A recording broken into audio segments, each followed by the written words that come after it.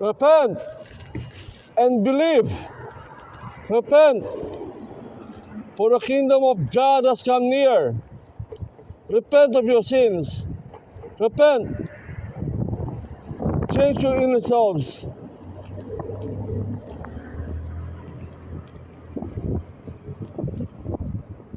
Live your life in a way that proves repentance. Seek God's purpose in your life. Produce fruit in keeping with repentance. Therefore, bear fruit worthy of repentance. Prove by the way you live that you have repented of your sins and turn to God. Produce fruit that is consistent with repentance, demonstrating new behavior that proves a change of heart and a conscious decision to turn away from sin, turn to God, and demonstrate your repentance by your deeds. Repent and turn to God by performing works worthy of repentance.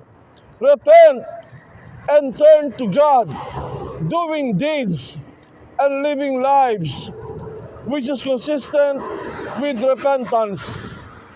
Turn from evil and do good. Seek peace and pursue it. Submit to God. Be at peace with Him. Believe the good news of God. The time has come.